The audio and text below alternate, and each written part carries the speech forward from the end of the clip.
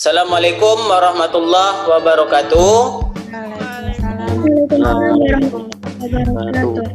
Selamat pagi Ananda semuanya. Pagi Pak. Ya, semoga kita semua dalam keadaan sehat dan selalu dalam lindungan Allah Subhanahu wa taala. Amin ya.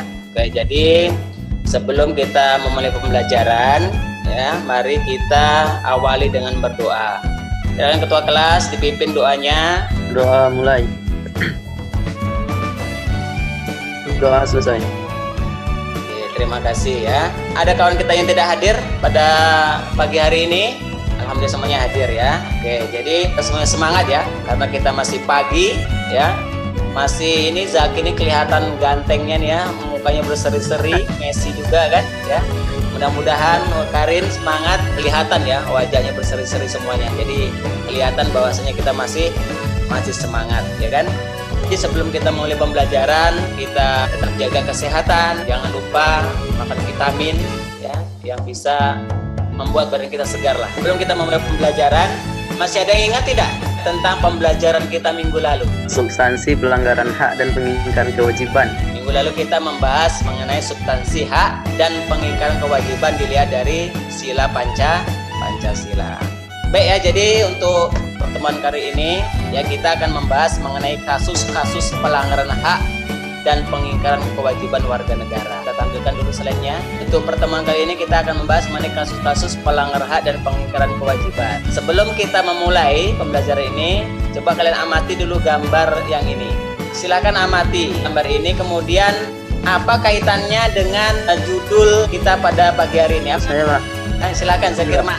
Intinya gambar yang pertama itu anak-anak yang putus sekolah Pak. Kaitannya dengan pembelajaran kita yaitu pelanggaran hak itu Pak. Seharusnya kan anak-anak ini bersekolah sesuai dengan pasal 31 ayat 1 Pak, yang berbunyi setiap warga negara berhak mendapatkan pendidikan. Yang gambar nomor 2 ini pelanggaran lalu lintas. Itu termasuk pengingkaran kewajiban itu Pak. Oke, bagus sekali Zaki ya. Terima kasih Zaki. Jadi gambar ini menunjukkan bahwasanya gambar yang satu ini adalah gambar pelanggaran hak. Seharusnya tiga anak ini tidak ada di sini. Seharusnya dia berada di mana? Sesuai dengan amanat Undang-Undang Dasar 1945, terutama pada pasal 31 yang disampaikan oleh Zaki tadi, bahwasanya anak ini berhak mendapatkan pendidikan. Kemudian ini pengingkaran kewajiban. Ini sudah tahu dilarang putar balik, tapi dia putar balik. Nah, ini adalah salah satu contoh daripada pengingkaran kewajiban. Ini adalah tujuan pembelajaran kita pada pagi hari ini. Setelah kita lanjutkan, apa itu pelanggaran hak dan pengingkaran kewajiban warga negara? Pelanggaran hak warga negara adalah setiap perbuatan seseorang atau kelompok orang, termasuk aparat negara, baik disengaja maupun tidak disengaja, atau kelainan yang secara hukum mengurangi, menghalangi, membatasi, dan atau mencabut hak asasi seseorang atau kelompok orang, atau tidak memberikan apa yang menjadi hak warga negara yang dijamin oleh undang-undang dan tidak mendapatkan atau dikhawatirkan tidak akan memperoleh penyelesaian hukum yang adil dan benar berdasarkan mekanisme hukum yang berlaku. Nah, apa penyebab pelanggaran hak dan pengingkaran kewajiban? Gira Pak. Oh ya, Gira. Pelanggaran hak dan pengingkaran kewajiban terjadi ketika warga negara tidak dapat menikmati atau memperoleh haknya sebagaimana yang ditetapkan oleh undang-undang.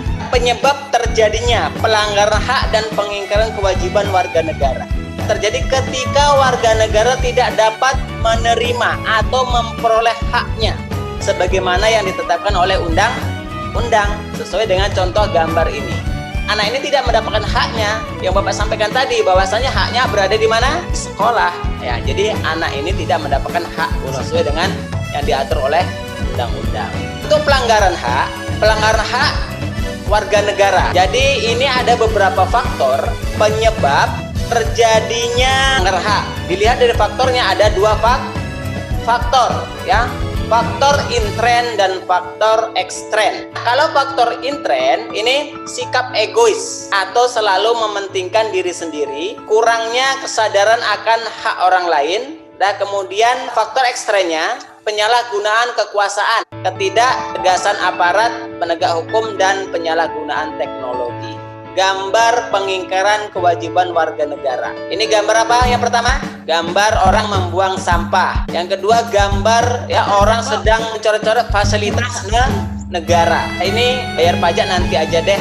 Jadi kemarin sudah Bapak share ya di Google Classroom, di WA Group ya, sudah Bapak sampaikan LKPD ya, LKPD. Jadi ini Bapak tampilkan. Sudah kelihatan LKPD-nya? Ya, Pak. Coba kita bahas. Ini LKPD yang sudah Bapak siapkan. Jadi coba kalian analisis peristiwa di bawah ini. Di bawah ini beberapa contoh kasus-kasus pelanggaran hak dan pengingkaran kewajiban warga negara. Klasifikasikanlah masalah atau kasus tersebut. Dia masuk ke mana, ideologi, politik, ekonomi, sosial budaya, atau hukum ya. Lalu berikanlah tanggapan strategis kamu dalam menyikapi kasus masalah tersebut berdasarkan fakta dengan menghadirkan solusi.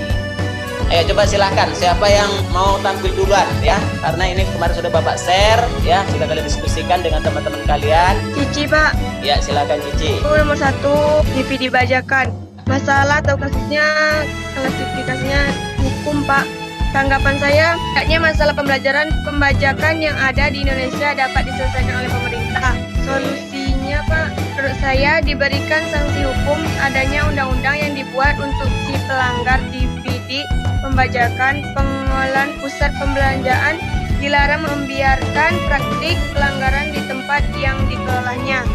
Yang kedua itu angka pengangguran di Indonesia yang tinggi, klasifikasi di masalah ekonomi. Tanggapan saya sekarang ini masalah pengangguran memang tinggi. Jadi harus ada sinergi pemerintah dalam menyelesaikan masalah ini. Solusi saya hendaknya pemerintah membuka lapangan pekerjaan seluas-luasnya untuk WNI bukan WNA. Koruptor, klasifikasinya itu di politik ya. Kalau kita melihat di media sosial untuk tingkat korupsi masih sangat tinggi, Pak. Jadi menurut saya pemerintah hendaknya membuat hukum mati untuk para koruptor. Angka putus sekolah masih tinggi. Klasifikasinya sosial budaya, Pak. Tanggapan saya, emang kebanyakan anak-anak dan orang tua di Indonesia mereka lebih berpikir bahwa pendidikan tidak memiliki relevansi dan manfaat yang kuat baginya.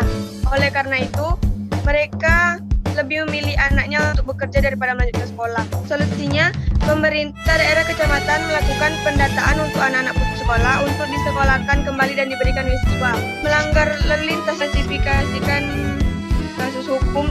Tanggapan saya, kalau kita lihat masih banyak pelanggar lalu lintas di jalan raya, seperti merobos lampu merah, tidak memiliki SIM, tidak memakai helm, dan sebagainya. Solusinya dengan memberikan himbauan kepada masyarakat untuk dapat mentaati peraturan lintas. Terima kasih Cici. Menurut pendapat Ananda semuanya, setuju tidak kalau andainya misalnya para koruptor itu dihukum mati? Setuju ya. Jadi Bapak juga seharusnya mengarah ke situ, setuju. Kalau bisa dijalankan undang-undang itu. Namun pada hakikatnya undang-undang untuk hukuman mati, terutama untuk koruptor ini belum dibuat undang-undangnya. Ya. Sebelum kita tutup, coba ada yang bisa menyimpulkan hasil pembelajaran kita pada pagi hari ini? Bisa. Ya. Hak dan kewajiban warga negara merupakan dua hal yang saling terikat. Ya. Keduanya memiliki hubungan soliditas dan hubungan sebab. Jadi warga tidak menikmati kewajiban disebabkan oleh tingginya sikap egoistik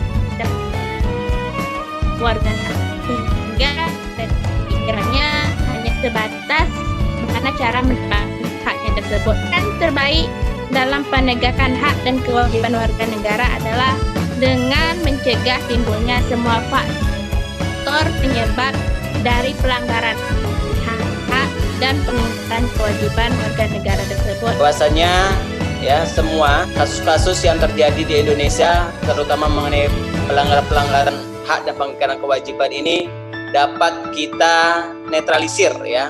Seharusnya kita sebagai warga negara yang baik ya, hendaknya kita tetap menjalankan hak kita ya, kita menjalankan kewajiban kita sebagaimana mestinya.